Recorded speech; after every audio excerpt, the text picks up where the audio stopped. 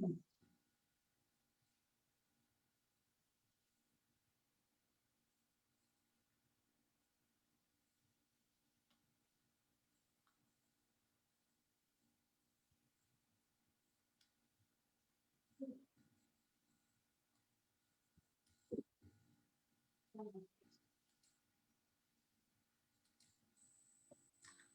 knock. Who's Hi, there? Eric. Hey, Sharon, how are you? Great. Good afternoon. Good afternoon. Beautiful, beautiful Friday. It is first Friday of February. That's right. First Friday of February. Does it have any significance other than it being the first Friday of February? I don't think so. It's just that it's February already. Right. It's just that it's been nearly a year since we haven't done much in person. I know. So the year goes on, but at least we look out the window and it's a beautiful day. Absolutely. Yes. Welcome to those of you who have signed on right on time. We're glad to have you here with us. Shabbat Shalom to Jay, one of our loyal viewers. If you're joining us and want to say hello in the comments, we'd love to greet you. Wish you a Shabbat Shalom as well. We have a really exciting show of some fun talk in the beginning, and then we're really excited to bring on David Jacobson later. And many of you know David, so it should be a fun, good conversation. And David's getting really involved here with the temple as well. So we'll hear what he's been working on and what he has to say. So It'll be great. I'm looking forward to it. So it's been another busy week at the temple too, Sharon. It has, yeah. We've done a lot of fun things this past week, particularly a couple of things with Torah Center. We had our cereal box collection drive-by last Sunday, which was really wonderful. It was so good to see so many Torah Center kids and their parents. You know, I really miss seeing everyone in person, and they made a difference to be able to lay eyes on people. And we collected 165 boxes of cereal, which all went to Christian outreach action in downtown Long Beach. That's great, and a really worthy organization. We support them with our homeless assistance fund as well here at the temple, and they do a lot of work in feeding those who are hungry and in need and homeless in the Long Beach community. So, indeed. Actually, how many boxes you said? 165. They filled up my whole back of my big car. And when I got there and I asked for some help to unload, I think they were kind of shocked to see how many cereal boxes I had. And one of the volunteers said to me, "Do you work for a cereal company?" "No, I work for Temple Israel." Well, I'm glad they didn't ask for where's the milk. So, right. Hopefully the people who are getting the cereal have access to milk as well. You know, Sharon, I was there, and it was great to see everybody. I was expecting a costume from you, and but I had a cereal themed T-shirt. I bought it for the occasion. Okay, I guess tricks are for kids. I was expecting something bigger. Yeah, I will say in my defense, I did buy like a cereal box. Was it cereal? No, it was a carton of milk costume. That's what it was. And I tried it on, and it was really one of the least flattering things I could imagine. And I was like, I can't be a thing of milk, clearly. So I returned that and bought my Tricks Are for Kids T-shirt. Did it rival, say, a High Holiday Apple costume? I don't know who would wear that. Or maybe like the Hamantashen costume I wore, my mom made for me when I was little, you know. Oh, those are fun. Those early days, late 1970s, early 80s. Yeah. Purim fair costumes that totally were all, they were all just pieced together and made at home, and none of that like yarn in the middle stuff. For the filling, the prune filling or something. Yeah, I was one of those people. That was, I guess, where the beginning of my costume love began. But I am working on my Purim costumes, so I'm looking forward to revealing those. What'd you say? Did Purim Carnival bring your love of goldfish as well, or? I think I avoided that one because I didn't want the burden. I always felt bad, right? You'd want to win it. As a kid, you're like, a goldfish, and then your parents look at you going, "Oh, a goldfish. Why? Yuck. Why did they do that?" I liked when they switched to just giving like the coupons for the goldfish. So then as a parent, you had the option to like lose the coupon. Oh, right. So you don't have to turn that in at the end of the day. It's, oh, we just left. Oh, sorry. And you're in the car on the way home. Yeah. As parents, we appreciate those kind of opportunities to not bring home certain things that we don't want in our home. Like, speaking of high holidays again, I'm sure that many a shofar is one of those things that families find ways to make them disappear after just a short amount of time. But the kids love them. I do love them. It's worth it. It's worth it for that 20 minutes of just crazy horn blowing. It is. And the photo opportunities it presents. Yeah. That's right. We do have those.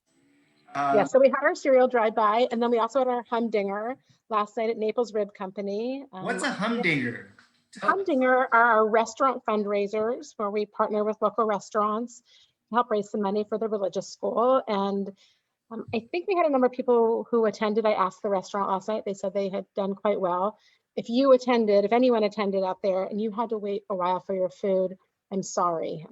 It's my understanding they were quite understaffed last night and that orders took a long time. I placed my order at like 6:05 and they told me to come at 7:10. So when I got there at 7:15, my order was ready, but I think some people maybe were not given that warning and got there and had to wait a long time. I think they were just surprised by all the Jews ordering pork ribs and it just put them, no, maybe. Well, we got beef ribs and barbecue chicken and it was delicious. As did all of our congregants. I'm sure they did. Oh, sorry. I think I'm in a silly mood. I don't know why. I think I'm ready for the weekend. I think, I'm already, my brain is already having conversations with David and knowing that they're going to be fun as well. So I apologize if I'm a little giddy. And for those out there who don't think that a Reformed congregation can really do some in-depth study of Judaism, I mean, leaving my making fun of Jews eating pork on that side, every week, or just about every week, we offer tech study classes. Once a month, we do studies in Musar. Every week, we do a Tanakh study class. So there's an opportunity really for those who want to delve deep into Jewish text and conversation and understanding and having a really great discussion about what the Torah portion can mean or what's in these Jewish texts, that they can really get a whole a new perspective and an adult perspective. I think I right. that a lot, but I think really when we approach things differently from when we were kids going through religious school, right. It makes such a huge difference. And Jewish tradition and really Reformed Jewish tradition and Reformed Jewish thought is rich with all these opportunities to delve. Indeed. So yeah. Great, and those are all offered through our Joys of Jewish Learning program. And then we have also the rabbi's doing it ongoing. He's teaching with Rabbi Michal Loving and student Miriam Hoffman. Right. They're teaching the Introduction to Judaism class. So again, another opportunity for those to really get an in-depth and deep view about Judaism, Jewish tradition, Jewish thought, Jewish history, and that's a great offering. It has been going on for a few weeks, but it's going through May, so it's not too late to hop into that and see that and participate in that class. Right. Yeah. And then this past week we had our program with Curtis Kaiser called Not Just a Set of, or Beyond a Set of Documents, which was a really great program. We had a lot of people who joined us that evening where we learned a little bit more about trusts and estate planning and really making that a purposeful and meaningful experience for people and their families. Super informative, and I really loved how we talked about both the practical and the meaningful parts of that process. Yeah, and that's and like you mentioned, it's so important too. I think, and the Jewish community, I think, does a particularly good job Mm-hmm. in terms of reaching out to members of the community and letting them know about the opportunities and explaining and really stressing the importance of leaving a legacy with Jewish organizations. Because as Jews, you should know that if it wasn't for Jewish support, there wouldn't be support. Where Right. a lot of other organizations, whether it's medical organizations or helping, not that all of these organizations, they need their supporters, but it's really only Jewish organizations that support Jewish charities. Mm-hmm. Really important that our families take that into consideration when doing their estate planning. Right. Right. Yeah, and the next week we continue with more of our JGL programs. I'm looking forward to next Thursday night. We're going to be learning how to make babka with Eve Lunt. So that should be delicious and fun. I have never made babka. I've done a lot of baking and cooking, but never made babka. So I'm excited. Mel actually made a delicious babka. It was a few months ago. Mm-hmm. And for those who are fans of the Great British Baking Show, Right. They did they have one of their I think it's in the last season, where one of the things that it was a technical challenge that everyone had to make was a chocolate babka. Oh, how funny. It's worth trying to find that episode and taking a look. I know it's one of my favorite shows anyway. I think during the pandemic, it's been one of my little pleasures of. It's so relaxing and they're so nice, even though it's a competition, they're so nice to each other. There's no mean spirited, they're funny, and then you get to pick up and your kids will pick up on funny British terms for food. And Harlan goes around with a British accent saying, "This is stodgy." And I just That reminds me, Levi's PE teacher usually does a workout video during class online with a guy called PE with Joe. And he's a British guy. And sometimes Levi will allow me to do the workout video with him. And they have different names for different exercises, including like star jumps. Those are jumping jacks. And so we're learning different terms for exercise from England. So again, the trying to find the positive lining of pandemic and pandemic TV watching, pandemic exercising. there are little pluses, There are. Yep. That our kids will come out speaking with British accents, knowing British terms for things. So, and then next week we have this really busy week with all this adult education programming. And next Friday night, we celebrate the Temple Israel's 97th birthday. Wow, 97 years. So, that's amazing. It is amazing. And I think we've been here for 77 of them. I was going to say, how long do you feel like you've been here for those 97? Whether the last few years feel like more like 100 years, I don't know, but Sharon has enjoyed almost a third of it. Well, I mean, a fourth. When we get to 100, God willing, I think it'll be about a fourth of the temple's history, which is still commendable. That's a great thing. So I'm at a little more than a seventh, so I'm okay. Or 10. There we go. No, a seventh. 10. I don't know. I should know math better, considering I'm doing all the finances for the temple. But I think don't worry, everyone. Yeah, it's all in good hands. It's ready, but it's a Friday afternoon. And then next Friday, before we celebrate the 97th birthday, on our show on Shabbat Anything Goes, we're going to be welcoming Steve Gordon, and that'll be really interviewing our temple president. And I know many of you know Steve is not shy, and he's out there in the community, and he really loves this community and cares deeply, and it should be a really great interview. Sharon and I know we talk to him every week, and so it'll be a good discussion. Yeah, I'm looking forward to it. He has a long history here at the temple too, with his kids here as well. Right.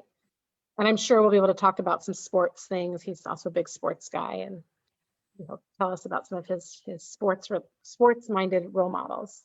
That's I love right. hearing you talk about that. Mhm. Yeah, and actually, well, we'll save it for next week, but the Dodgers just had a big signing today. So, I heard, yes, yes. so My almost 17-year-old came out of his room very excited to tell me about that. yeah.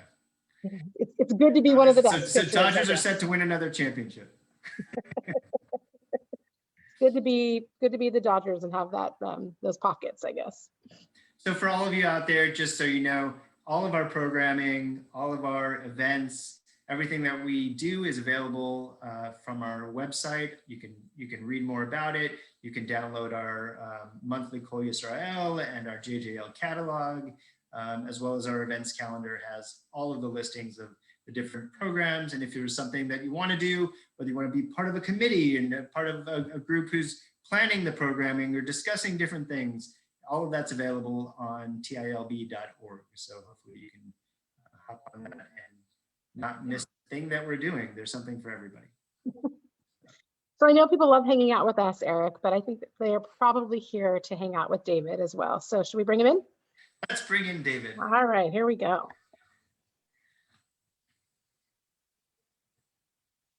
With David as well. So there he is. Hi, Hey, hello. David. Hi. How's it going? Welcome to Anything Goes. Thank you for having me. Sure, we're so excited to have you join us today. We're looking forward to a fun conversation. You got it. Thanks for wearing a button-down shirt and dressing appropriately. Really appreciate that. You don't know if I'm fully appropriate. I mean, you Well, I can know that's. I'm saying for our view, you're absolutely appropriate. So that's good. It's been an amazing 10 months in quarantine, I got to tell you. And fortunately, there is no mirror behind you, so we don't. So David, I'm going to just give a brief introduction about who you are for our guests, and then we'll get talking. Okay. Yep. All right. So for everyone, David Jacobson has been a Temple member. Now, hold on, I'm going to switch screens for almost 5 years. He moved to Long Beach from Brooklyn in 2016 with his 2 young children, Naomi and Miles, both of whom are in our tour center. He's an active TI member, and David currently serves as co-chair of our Cantor Search Committee. He helped start an informal men's social group, and also he participated in last year's Purim Spiel, a very memorable Haman for that event. Mm-hmm. Founder and CEO of TrivWorks, which is a corporate trivia event entertainment company. And prior to that, he was the director of adult education programs at New York's famous 92nd Street Y. When not working or with his kids, he enjoys exercising, cooking, baking, singing karaoke, and playing the saxophone. Welcome to the show. Thank you. So you We're said still working on crazy 10 that months. applause track, but we. I'm still working on it. Maybe you can help me. The sound machine's still not up and running yet, but we appreciate the hand on the screen. So there you go. David, how are you doing? You said it's been a crazy 10 months. So It happens. how are you and the kids doing with it all? Doing great. I mean, look, it's been hard. Everyone knows that it's been hard for the kids. They suddenly out of nowhere, boom, they're home, and there's no school, and there's no anything going, and they can't leave the house. And that just went on for week after week, month after month, and no real end in sight. Rolled into the summer, and they're holding up. They're resilient, and I'm really impressed with how well they've been. I'll tell you what's really interesting is how tall they've gotten and how tall everyone else's kids have gotten. We used to see these other tourist center families at least once a week, probably a lot more than once a week. And now we see them in person very infrequently. And when you do, everyone's kids are taller. My kids are taller. They're going to be dwarfing us before you know it. Yeah, I know. I always feel that way, like after the summer, like, oh, I haven't seen the kids in 3 or 4 months, and they come back in September and they look so much bigger. I can only imagine what it's going to be like when we, resume in-person classes. It's going to be crazy. I probably won't even recognize some of the teenagers. Yeah, soon enough, Miles is going to be going, "Hi, Dad, how are you?" He does a version of that now. You guys haven't gone through that yet when you have a child who like becomes a man in front of your eyes. It's super crazy. Someone to look forward to. Yes. Are you seeing any light at the end of the tunnel through this whole thing? I mean, what's your feeling about it? Yeah, I mean, it's really it's very reassuring to see people getting vaccinated. I think people the moves are getting a little bit better. Just knowing that something's happening. Look, we're still going to be doing this for a long time. It's not going to be overnight that everything goes back to normal. But at least people are feeling better about things. I know. My kids are looking forward to getting back to some sense of normalcy, as I'm sure you are and your kids are. But it's been a long time. It's been hard. But I was able to pivot my business virtually, so I was able to really kind of make whatever changes I need to do, and kind of roll with it. But looking forward to getting back and doing things somewhat like we did before. Right. So David, tell us a little bit about TrivWorks and kind of where it came from. I mean, I know a lot of people have had the opportunity to participate in some of your online programming and maybe in person when we could do that. Tell us kind of how you got that started and what it's been like to transition during the pandemic to online. Yeah, sure. So I have a pretty unique job. I have a company called TrivWorks, and it's a corporate event entertainment and group bonding company that specializes in live trivia events. It's not a game show company or bar trivia or anything. I really specialize in corporate event entertainment. And I did start as a bar trivia host back in the mid 2000s. I was working in New York City. I was working at the 92nd Street Y, as you mentioned, which is a Jewish nonprofit organization. And they're not really well known for their high salaries they pay their junior staff. So I had to find myself another way to earn some money while I was there. So I got a job as a bar trivia host on the Upper East Side of Manhattan. I didn't know what I was doing. I'd never done anything like that before. I have no background in acting or,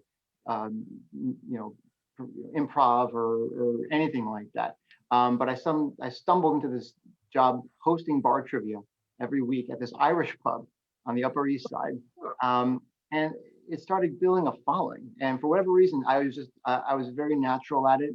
I had a microphone in my hand and I could really just make the room have a good time and keep things moving. And I found that trivia is a really good medium. I've never done any stand-up comedy, nothing like that, but it's a really good way for me to have, source material to kind of then riff off of, having fun with the trivia questions, with the answers, with the funny team names, with hecklers, all of it.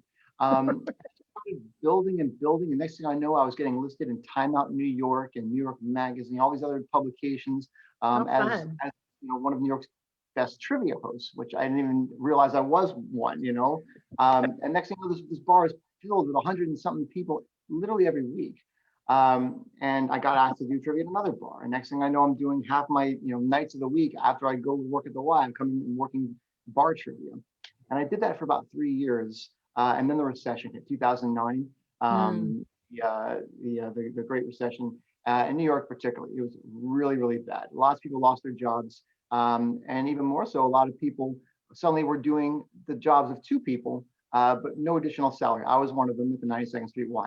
So I knew firsthand what it felt like to be told you're doing someone else's job for no additional compensation. So I said, look, there's a real opportunity here for companies to find a way to say thank you to their really hardworking employees when they really don't have a way to compensate them financially. So I started TrivWorks. I started it as a side business. I said, this is going to be specifically for corporate groups. They're going to find me somehow online or word of mouth or whatnot. And I'm going to come in and do customized trivia events with them. I bought, some rudimentary sound equipment from B&H Photo Video, which is a very famous Jewish AV store in Manhattan West. And I started doing it. I started hosting trivia for corporate groups, large and small, and just started building it slowly, all as a side business. And after about 2 or 3 years, I was able to take it full time. And I've been doing it full time ever since, almost 10 years. That is so great. What a fun journey. Been great. Do you have any videos of you doing the bar trivia? There are some. They exist somewhere. I'd love to see one sometime. A lot longer. The hair was a lot spikier. Did you have to go with an Irish name, or could you keep it? I had to have the Irish attitude. I Irish attitude. You know, I was working behind a bar at an Irish pub, little Jewish guy.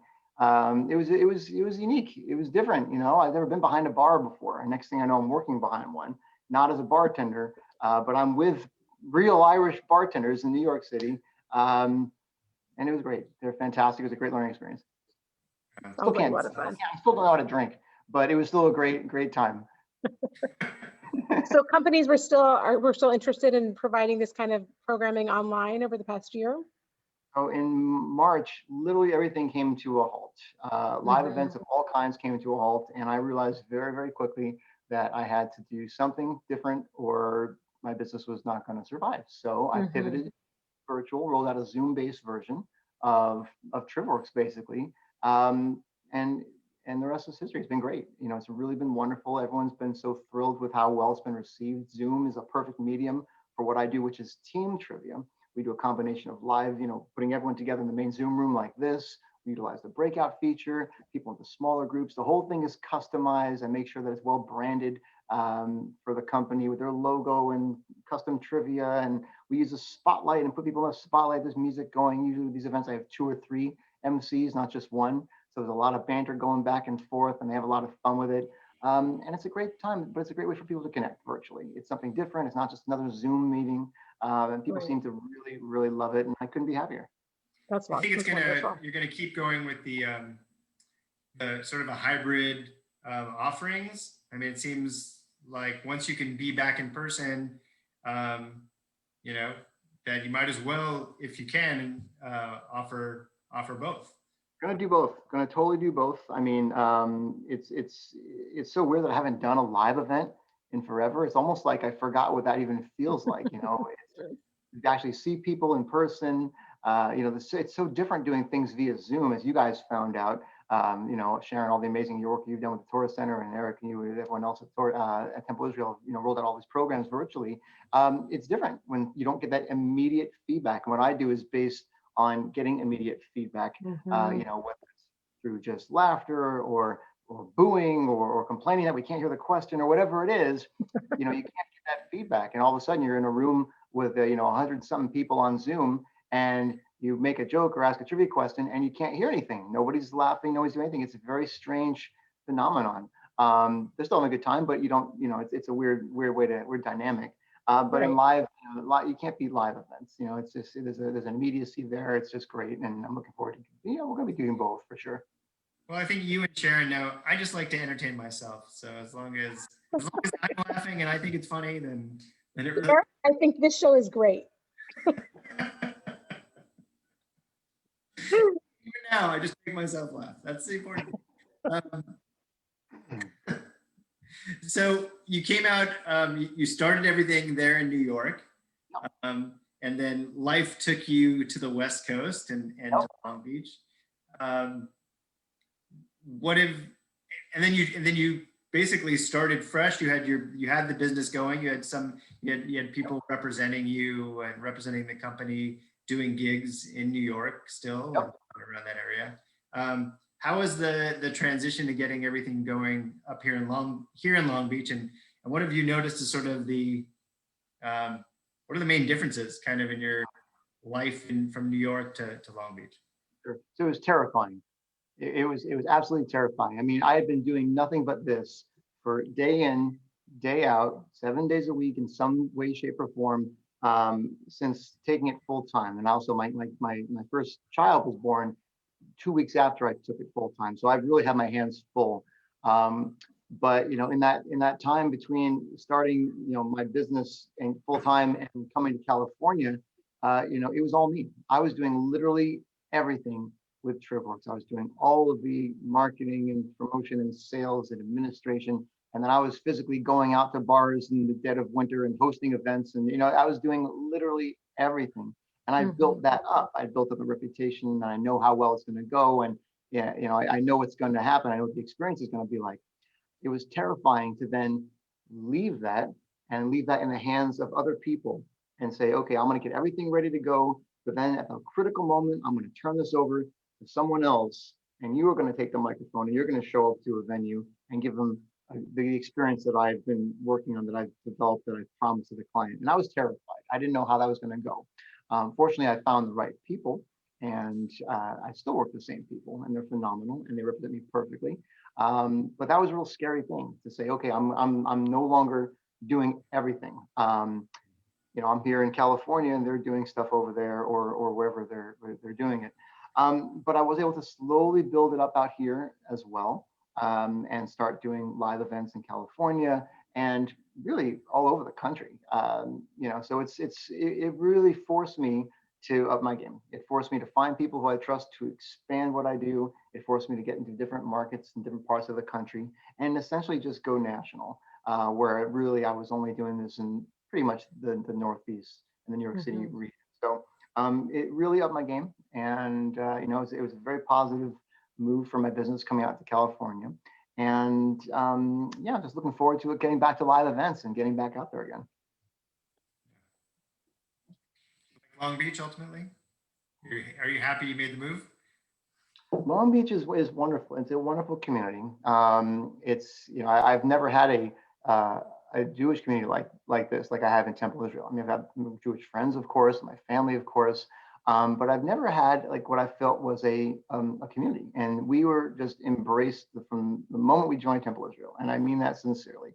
It was like we instantly found. I think the tourist center was a huge part of this, because when we moved out here, my children were very young, 3 or 4, and you instantly meet other parents, other young families with other young kids, and you instantly bond because you have the same problems you're dealing with, the same issues, the same grievances, and it's like we instantly had friends, and my kids instantly had friends, and not just friends, people that I could count on and that I could trust with my kids and call if I needed help, and they for me. So it was a really warm experience. And it continues to this day. And I'm just, couldn't be happier. That's so great. It's hard for me to believe that you guys have only been here for 5 years. It feels like you've been part of our community for a very long time. Yeah. And we know that you've gotten so involved with different things. I know that a lot of people probably know that you are co-chairing our cantorial search committee. So thank you so much for that.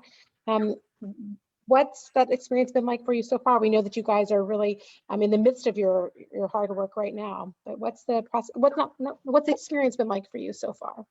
Yeah, so this is my first I've done other stuff informally with the synagogue. This is my first, part of a committee and co-chairing the committee on top of that. So it's really interesting to see the process of, how decisions are made and how committees work at Temple Israel. Obviously, the Cantor Search Committee is it's very important because we're trying to find a key clergy member to be a part of the part of the family at Temple Israel, and it's something we have to take very, very seriously. So it's been it's a great process to see it from beginning through. We've just really gotten started. We're just starting now to open up the search process and interview candidates.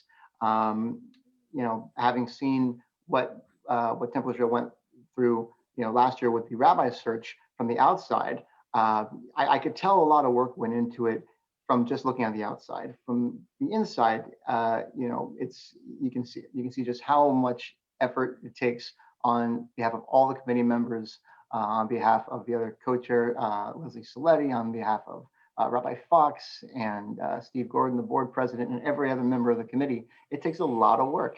And you really come to appreciate just how much work these volunteers are doing. And so that's really been a nice eye-opening experience, and I'm glad to be a part of it. That's great. We'll be sure to double your pay. Thank you.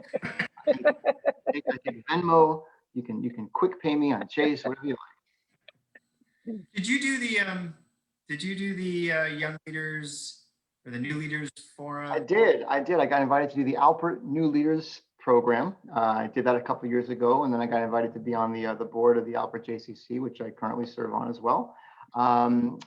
It's just another way that I felt really welcomed into this community that I have no connection to, no ties to, but suddenly feel after it's been almost 5 years, feel very much connected to and very much a part of. Right. So now we got to figure out what's going to be the next thing. What's the it's got to be I don't know. There's something in the Jewish community. We'll figure out what the next step on the ladder is going to be. We'll figure it out. We'll work on it together. Sounds good. You know, we'll talk about it at guys' night, which is something else I'm very proud of, by the way. About 3 or 4 years ago. You know, I'd It's really been that long? just got, Probably. Yeah. yeah, just gotten to know, you know, all these other young families that I've mentioned, and you'd see these other families at Torah Center, informally at, you know, Shabbat in the home, and at other Torah Temple Israel functions, and it was great seeing the other families and the other dads in particular. But you really didn't get a chance to have too much one-on-one time with the dads because there's kids running around and, you know, things to do and places to go and such. So I said, you know what, why don't we just start an informal guys night? Let's just try it once a month. Just get the dads together, young dads, just no wives, no kids, none of that stuff. Let's just go somewhere, hang out. There's no activity. We're not doing anything except drinking beer and eating bad food for a few hours. And we tried it. And like 15 guys showed up. We went to Joe Jost the first time, and it was a blast. And it was just so much fun. And guys, myself included, felt relieved. I think that's a feeling I know I had. Just like, this is so nice to just be able to do this. Did not have to worry about, you know, anything else except just hanging out. And there's no agenda. You know, there's nothing you have to do. It's literally just hanging out. And all the guys seem to really, really appreciate that. We see we have to do this regularly. We started doing every month. And after several months, you know, it became a consistent thing that guys look forward to. And it just sort of happened organically after, maybe a few months, we got Adam Brown to come, which was great to have him join us. And then I think it took a good 2 years, but we finally got the unicorn. We finally got the Bigfoot of Long Beach Jewish men. Eric Shaskin himself actually showed up, guys' night. And at that point, we could have shut the whole thing down because our mission was complete, but we kept it going. Have you guys done an online guys night or that? We've informally done some stuff, very Okay. informally. There's nothing like being in person. It's just not, you know, you do what you can just to, you know, to try to stay connected with friends. But, you know, the in-person thing is just so loose and so fun. And there's a lot of, you know, spontaneity involved. You don't know what's going to happen or who's going to show up or what you're going to end up going to do. It's just a blast. And I think, like you said too, I think, you know, guys look for, I know we look for that excuse to just have a pile of bar food that was just, you know, ordered in from you got wings and you got fried this and fried that. And just you should just order a whole bunch of stuff and you know, it's way too much and that's fine. And it's all bad for you and it's great. Well, I know that we all, even me, the unicorn, I look forward to back. I attended a few. I don't know if it really took a couple. I may have attended one and then took some time off. I don't know. Regardless, but I know we're looking forward to Jay, who's online. I think, you know, he's probably saying, yeah, I can't wait to get back on. Mr. J. Oh, Mr. J is a core founding member of Guys Night. Jay would always be. He's a dedicated viewer of Anything Goes. So, you know. That's, you know, so obviously he has good taste. Clearly. So, David, you don't have Anything Goes. What are you doing to kind of have some fun or fill your time during these stay-at-home times? Like, have you tried any new hobbies? Is there anything you've been able to kind of dust off and try again? Sure. So a few things. Most importantly, I was really scared about going out and leaving the house to go for, you know, restaurants or even shopping. So I really upped my my cooking and baking game with my kids. And over the last 10 months, I mean, I've taken, you know, what I was doing in the kitchen from here to like way up here. It's been a blast. It really has. And I realized after, you know, several months that I'd cooked every single meal that the kids and I had eaten in my house. We hadn't had anything, not even McDonald's or anything. I cooked everything, and I couldn't believe that. That's, you know, that's unheard of. You know, especially being, you know, a New Yorker where you know, there's so much around you. You're always eating out all the time. I was suddenly cooking everything, and I was really just proud of myself for doing that. And I'm continuing to challenge myself, trying new things, trying to build my repertoire. And the kids are my guinea pigs, and they love most of it. So that feels really, really good. Baking as well. You know, my parents got me a great stand mixer as a gift, and I have just been using it nonstop, which is such a blast. Just going through tearing through my baking cookbooks and making stuff for the kids and for others that we just, give away. We just, it's a joy to just make something and give it to people. Yeah. And so I've been doing a ton of that, and I'm really proud of it. What's been your favorite, the favorite thing you've both cooked? Because those are very different skills too. Baking, cooking are in my house. Although Mel's great at it too, but I'm more of the cook, definitely when it comes to cooking meat and things like that. And she's the baker. I don't even sort of get in the way of her baking. I wouldn't want to ruin it. Yeah. She's so good at it. So. For sure. I had the unique opportunity when I worked at the 92nd Street Y. I was in charge of adult education programs, and a big chunk of that was food and wine programs. And it ranged from neighborhood tours of ethnic restaurants and such to lectures with famous chefs and restaurateurs to tastings of different kinds of things, and also cooking demonstrations. And one series in particular, there's a gentleman named Chef Mike Colomecco, who is a very well-known chef, NPR and others, nationwide programs, radio and TV. I got to know him quite well, and watching his cooking demos really hammered in the fact that cooking is very different from baking. Baking is chemistry. Baking is very precise measurements. You have to be very, very precise with how much you put in, the temperature you put in, the duration. It's chemistry. Whereas cooking is much more art and feel. And over the last 10 months or so, I've really come to really appreciate that. With baking, you've really got to stick to that recipe. There's not a lot of room for deviation or error. With the cooking stuff, you can play around. There are no direct measurements. I've come to having a dish of kosher salt that I keep right on my countertop. And when something calls for salt, I don't measure it. I do this, and that's just, you just do it until it tastes right or until it feels right.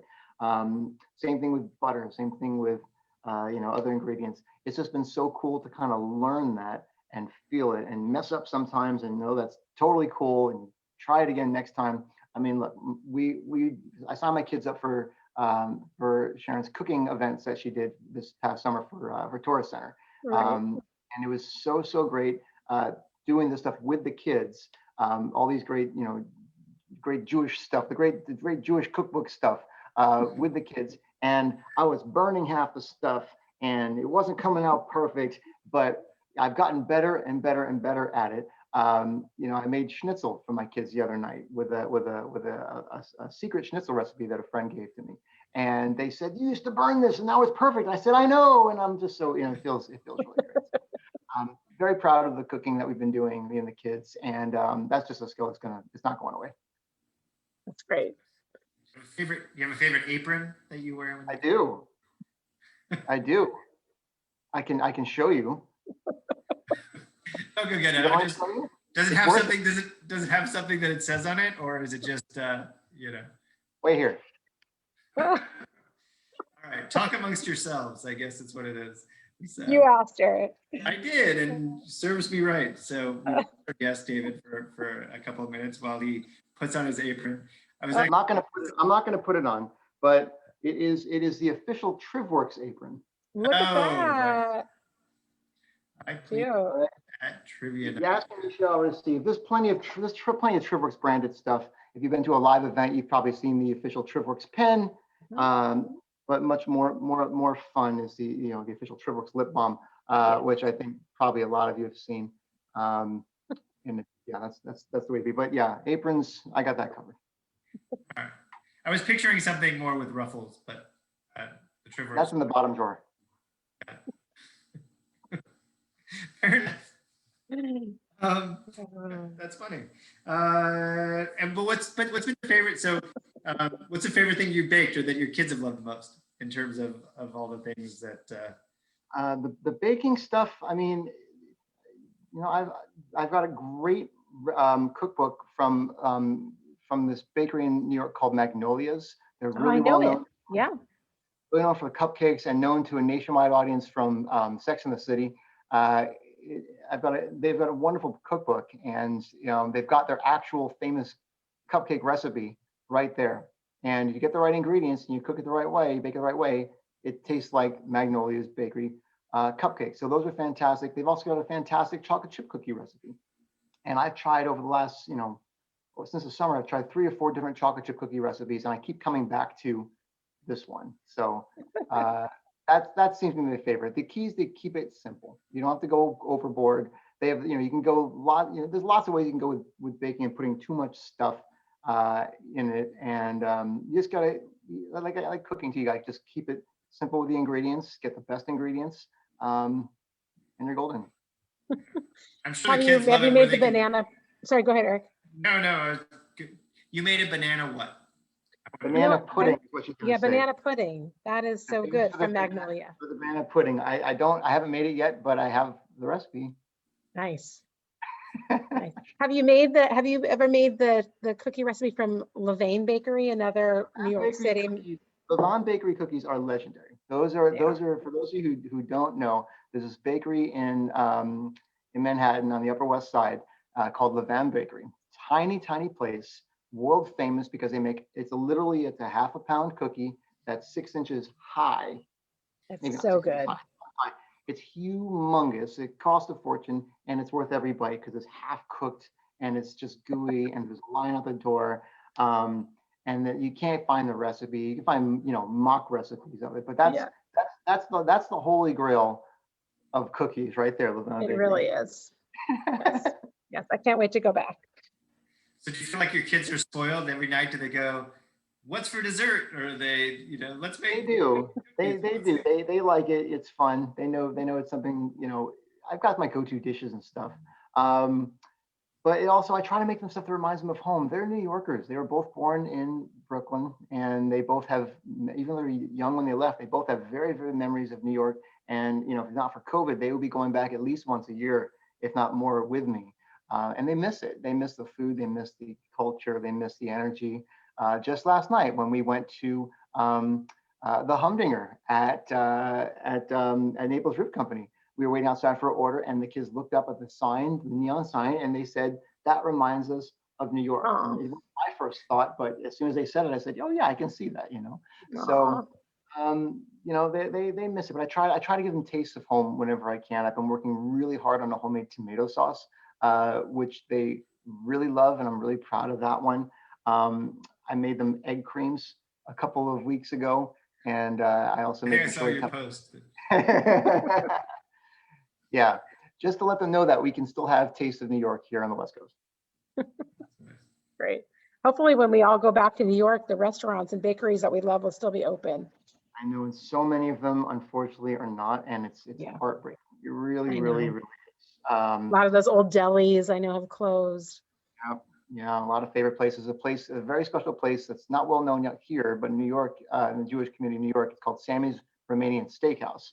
And it's extremely well known just because it's like a party every night. They got the guy playing the keyboard, and it's all Jewish food. It's not Romanian, it's Jewish food, and it's been there since 1975.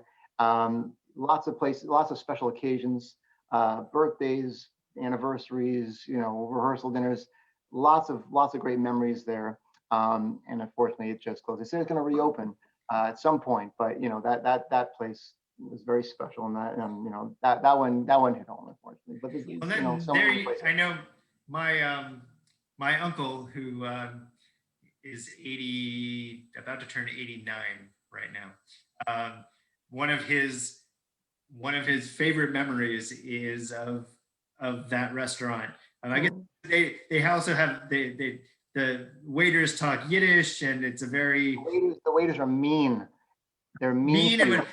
And there's a joke that my aunt and uncle went there, and I guess the waiter was reading the specials and whatever, and so my aunt is not Jewish, and I think she asked for lasagna or something, and then they completely ripped on her for that. It was a big joke, and then he had a friend who was visiting from Texas, a non-Jewish friend, a really tall, and I guess the guy behind the piano, or my uncle went up to the guy behind the piano and tipped him and says, "We have a shagets from Texas that you gotta," and then there was a big announcement. We have a Shagets from Texas. Who's here? And he stood up and they sung about the Shagets from Texas. So I don't know really what Shagets means, other than I'm assuming it means it may have a worse connotation, and I apologize if there are Yiddish speakers out there and Shagets means anything worse than. There's a famous guy on the keyboard at Sammy's named Donnie Love, and he's been there for decades, and he brings the energy every time, and he's got all these canned jokes like that, and I've got half of them memorized, and they're hysterical. They have chicken, they have schmaltz on the table. It's like, imagine a place you go in, there's schmaltz and an old-fashioned seltzer bottle, a real one that they keep right there on the table. And there's no other place like that. You feel like you're walking back in time. It feels special. It feels celebratory. And yeah, it's just such a shame. But hopefully they'll reopen at some point. Yeah, I mean, I think we got to just get through the next few months, right? As far as and hopefully Fingers crossed. Fingers crossed. Yeah. And the funding can get the places back open and get the restaurants back open and get.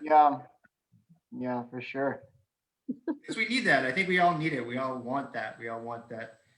Desperately. Good about going out again and socializing and. Oh yeah, doing anything. Seeing people. I want my friends to see their friends. I want to see my friends. I want to go out and see everybody, and so does I'm preaching to the choir here. So we can't wait. For sure. And we're already starting to. Well, tonight is Camp Shabbat, right? And then it's the 4th through 6th grade Shabbat, and I know summer camps are planning on being back up and running. This summer. So I know as parents, we're looking forward and hoping that our kids can be able to experience that, the fun of Jewish summer camp or any summer really. Yeah. I mean, last summer was and then tough. Parents can get a break of being without their kids for a couple of weeks. For those of us from your mouth. I heard today actually that camp staff is going to be in one of the next levels of the vaccine rollout. Oh, wow. So that's cool, and will hopefully make people feel a little better about sending their kids or people working at camp this summer. Our master list. Did you see where virtual trivia hosts are on that list? Probably not the first page, but maybe. Sure, they're in the fine print, David. Right. Well, I think it goes, executive directors of synagogues and educators, and then Jewish trivia hosts or online trivia hosts, right? It's not in the top tier, unfortunately. No. No, unfortunately not. Sharon, has there been any comments in our Facebook chat? Any questions for David or? David, I think it's really clear that from our viewers, that people are big fans of yours, and that they're so glad to be with us this afternoon. There's some excitement about some of the bakeries. I know someone asked about the names of the bakeries again that David mentioned. He mentioned Magnolia Bakery and Levane Bakery, which is Levain. They're both wonderful Manhattan bakeries. And we got an answer about the Shagets. It's a non-Jewish male pejorative. Okay. All right. There you go. So, masculine of shiksa. That is. All right. So not too bad. The Jewish masculine, like trying to find the opposite of a Karen, but in Jewish terms. But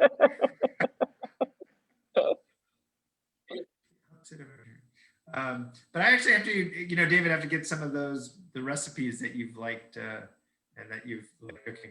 I'd be interested in grabbing a few of those from you. And you have my Venmo ID. Okay, I do have your Venmo ID. Awesome. Well, we told you it would go quickly, right? I mean, it is nearing the time that our show has to end because people have to prepare for the Shabbat, and Sharon has to get her challah in the oven. I do. It's braided. It's rising on my kitchen counter right now. It's braided, ready to go in. Mm-hmm. David, I did a 6-strand braid tonight. I'm excited to see how it turns out. All one color or different colors? It's all one color, but it's a cinnamon sugar, and there's cinnamon sugar inside the challah Should be Nice. Mhm. David, has that been one of the things you've been baking? Have you been doing challah at all, or not so much? Haven't done any challah. Haven't gotten around to doing the challah. That's a whole different skill. But yeah, I'll get there eventually. Yeah, we bread. can swap recipes. Deal. Deal. Yeah, and we need to find you a sourdough starter because everyone has done those. That's the shasage. See, I ruined the joke because I can't say it right. Shasig. Shagus? The shagets of the shagets. That's the shagus challah. The sourdough bread. The sourdough bread is Sourdough challah. Yeah. Oh man, that would have been so funny. See, too late on a Friday. At least you can start drinking soon. This isn't coffee, bro. I just have to say, Eric, before we wrap up, just really Yeah, quickly, that the last time that we all really gathered was last Purim, and I think so many of us remember so right. fondly your playing Haman in the adult Purim spiel, and what a great memory to kind of send us off for the year. And I hope that you will come back and be part of our cast next year for Purim. It was a blast. I've never done anything like that before. It was just so much fun. And the cast and everyone putting it together made it so easy and such a blast. So it was the best. Can't wait to do it again. There's hopes that possibly for this year's Purim that we'll have a retrospective Purim spiel video presentation as well. So Fun. maybe we can remember that. I don't know if you have a video too. We should just do a friend screening of just your Haman roll. I watch my own Haman roll every day. Anyway, It's just because I think it's so inspiring, and we shouldn't miss that opportunity of reliving you as Haman as much as possible. Sign me up. Like I said in the beginning of the show, sorry, I'm a little giddy and it's Friday. It's the beginning of the weekend. So looking forward to that. And yes, I know we hope that you do find your way into many more Purim spiels in the future. I'll be there. We typically conclude our show by asking, and look at that. He's even drinking out of a Temple Israel mug. Absolutely. Well, absolutely. This came as my welcome package when I joined. Soon enough, you'll have another mug on your shelf. I don't want to give it away yet, but for those, as long as not your mug. For those of you who are hoping for Shabbat Anything Goes merch, it may soon be available. So just a little teaser. It's a teaser from us. But wait, there's more. We end our show each Shabbat Anything Goes ends with a series of questions that we ask our guests, inspired from the Actors Studio, from James Lipton. I don't know if you ever watched that show. I think it was in New York. It was right. Yeah. But he would have his guests on, and then he would conclude by asking them a series of questions. So that's how we wrap it up. So are you? Is it his same famous list of questions? Yes, except we've taken a couple, ones out. Yeah, those I'll save for you in a private conversation or off the air. We can find out those answers. But these are the ones we can ask in a family Shabbat Anything Goes show. Fire away. All right. The first one is, what is your favorite word? Oh, geez. Favorite word? Favorite word. I never thought about this before. Favorite word. Because it could be my favorite sounding word or my favorite meaning. It's your favorite word. Is it okay if I steal a word that someone else on Inside the Actors Studio used? Steven Spielberg, when he was on Inside the Actors Studio, his favorite word was yes. And I think you can't go wrong with yes, and you can't go wrong with copying Steven Spielberg. So yes. All right. So now I'm worried that all of these answers are going to be Steven Spielberg. Every single answer I've given you, I've been copied from somewhere. I have no original stuff. So, what is your least favorite word, Steven? Can you guess what Steven Spielberg's least favorite word was? Well, considering yes was his favorite word, is it no? See, this is why they made you executive director, because you've got this logic that you cannot grasp. It's just, I'm overly logical, but tell us, David, what's your favorite word? It can't just be no. No, your least favorite word. Your least favorite word. Sorry, what's your least favorite word? Because you hear no probably a lot. I don't know if I have a least favorite word. I hate being interrupted. So I guess whatever word someone uses to interrupt me, that's my least favorite word at that moment. Okay. Is that fair enough? That's fair enough, like that. What sound or noise do you love? What sound or noise do I love? Yes. Well, I play the sax, and I've for some reason I've always loved the sound of the saxophone. And people say, if you read essays or articles on the saxophone, people say that it sounds, at least when the saxophone first came out, in the mid 1800s or whatever, that it sounded like a human voice. I never thought the saxophone sounded like a human voice. I just thought it sounded really unique. So I just a really bright sounding saxophone with a lot of just a that's the word for it, bright. I love the way that sounds. So we'll just go with that one. Okay. And then what sound or noise do you hate? What sound or noise do I hate? Any kind of I mentioned interruptions before, but any kind of intrusion into what I'm thinking or trying to work. Coming from New York, spending a lot of time living in New York City, there's a lot of that, and it can range from mostly street noise, trucks backing up and alarms and horns and all that stuff, lawnmowers and leaf blowers and all that stuff. Oh, the worst. Especially at 7 in the morning, I can't stand it.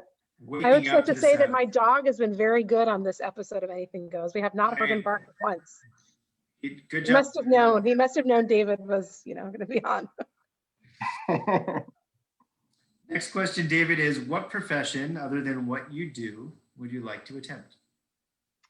Like to attempt, or you mean starting right now, or would I wish I've? No, would you like a dream job? What would be something that you would like to see yourself? I always wanted to be a firefighter.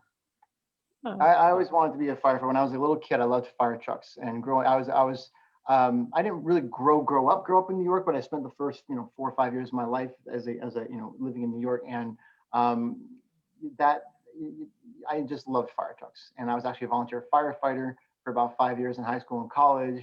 And I've just always been enamored with the fire department and the New York City Fire Department in particular.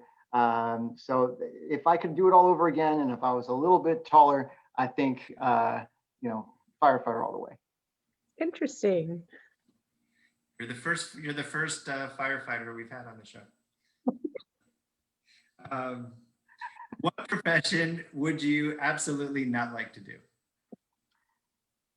I'm very bad with, not